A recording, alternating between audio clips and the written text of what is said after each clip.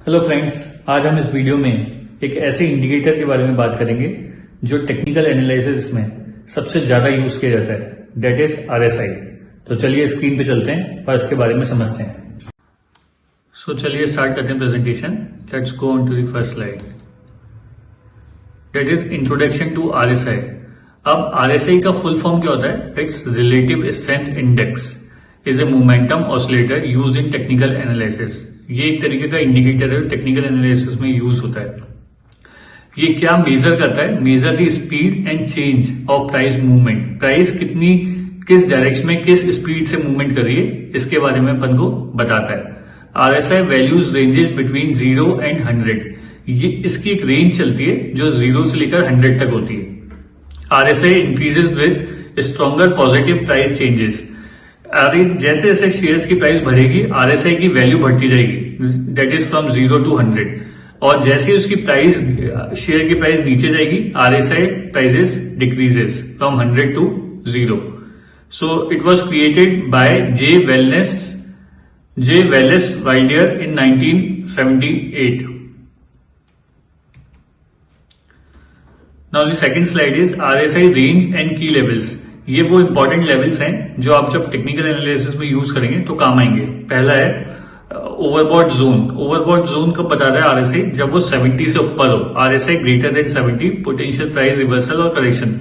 जहां वो 70 से ऊपर जाता है वहां पे चांसेस होती है कि प्राइस वहां से करेक्ट करेगी और नीचे की तरफ आएगी। ऐसे ही ओवरसोल्ड जोन कब होता है? जब आरएसआई लेस देन 30, जब वो 30 के नीचे चल जाता है तब पोटेंशियल प्राइस इंक्रीजेस और रिवर्सल। तब वहां पे ये एक्सपेक्टेशन होती है कि अब प्राइस यहां से रिवर्स करेगी ऊपर की तरफ। और न्यूट्रल जोन आरएसआई का कब होता है? जब वो 30 और 70 के बीच में रहता है, तब वो बैलेंस मोमेंटम पे रहता है, न्यूट्रल जोन में रहता है। Then how to use RSI in trading. Identify overbought oversold condition. जब आप ट्रेडिंग में इस इंडिकेटर को लगाएंगे तो वो आपको ओवरबॉट कंडीशन बताएगा और ओवरसोल्ड बताएगा। ओवरबॉट केस में जो 70 से ऊपर जो हमने डिस्कस किया था, उस केस में हम लोग को सेलिंग और शॉर्टिंग करना चाहिए। और जब वो ओवरसोल्ड हो, जब बहुत नीचे हो, तो उस केस में हमें बाइंग करनी चाहिए ऊपर प्राइस जाने के लिए। सेकंड क्या कहता है? Detect divergence. अब डाइवर्जेंस क्या होते हैं कि डाइवर्जेंस वो होते हैं कि अगर आप शेयर की प्राइस देख रहे हैं, प्राइस ऊपर जा रही है लेकिन आरएसआई नीचे जा रहा है, तो वो शो करता है डाइवर्जन। इसमें दो तरीके के डाइवर्जन होते हैं। Bullish diversion, RSI rises while price fall, possible price increases. जब आरएसआई तो राइज हो रहा है और प्राइस नीचे जा रहा है, तो उस केस में ये डाइवर्जन शो करता है और इस केस में प्राइस ऊपर जाने के चांसेस होते हैं।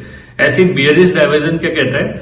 RSI falls while price rise. RSI नीचे की तरफ जा रहा है और प्राइस ऊपर की तरफ जा रहा है, उस केस में प्राइस के ड्रॉप होने के चांसेस होते हैं, दैट इज कॉल्ड डाइवर्जेंस। ये हम इस एग्जांपल से समझ सकते हैं जो हमने अभी बात की। अगर आप देखेंगे इस केस में, तो यहां पे आप देखेंगे, यहां पे ये 70 से ऊपर है और यहां पे आप देखेंगे चार्ट पे, ये एक नेस्ले इंडिया का चार्ट लगा हुआ है, यहां पे आप 70 से ऊपर है, तो यहां पे इस केस में ये ओवरबॉट कंडीशन में, तो यहां से नीचे आने की चांसेस है। तो जैसे ही आप देखेंगे तो यहां से नीचे आया है। इसी तरीके से ये एक सेकंड एग्जांपल है। ऐसे ही ओवरसोल्ड कंडीशन में क्या होता है? जब 30 के नीचे आ गया आरएसआई और यहां पे हम देख रहे हैं तो यहां से ऊपर जाने के रिवर्स होने की चांसेस है, तो यहां आप देखेंगे यहां पे रिवर्स हो रहा है। इस तरीके से हम लोग ओवरबॉट ओवरसोल्ड की कंडीशन देखते हैं। सेकंड कंडीशन जो हमने बात की थी वो था डाइवर्जेंस। अब डाइवर्जेंस आप कैसे देखेंगे? ये आरती इंडस्ट्रीज का चार्ट है। इसमें आप देखेंगे कि प्राइस तो जा रहा है ऊपर की तरफ और आरएसआई जा रहा है नीचे की तरफ, तो इस केस में प्राइस को फॉल होने के चांसेस है और आप देखेंगे यहाँ पे फॉल हो रहा है। ऐसे ही इस केस में अगर आप देखेंगे कि यहाँ पे तो ये प्राइस ऊपर की तरफ जा रहा है और यहाँ पे ये ऑलमोस्ट सेम लेवल पे है, तो इस केस में मोस्ट प्रोबेबली चांसेस ये होती है कि प्राइस यहां से फॉल करेगा। इस तरीके से हम लोग इसको चार्ट पे यूज करते हैं। अब कुछ लिमिटेशंस भी आरएसआई की, वो भी हमें समझना जरूरी है। जैसे फॉल्स सिग्नल्स का कई केसेस में RSI can sometimes generate false overbought और ओवरसोल्ड सिग्नल्स। वो कई केसेस में बता देता है कि यहां से ओवरबॉट और ओवरसोल्ड है, जबकि एक्चुअली वो होता नहीं है। दूसरा है lagging indicator. RSI might lag during strong trends leading to missed opportunity. Lagging indicators वो इंडिकेटर्स होते हैं जो थोड़ा लेट हमें इंटीमेट करते हैं, तो कई बार अपॉर्चुनिटीज, हमें अच्छी अपॉर्चुनिटीज मिस हो जाती है क्योंकि आरएसआई में इंडिकेशन लेट आता है और वो मूवमेंट पहले ही कर चुका होता है प्राइस का। Not a standalone tool, ये best use with other indicators.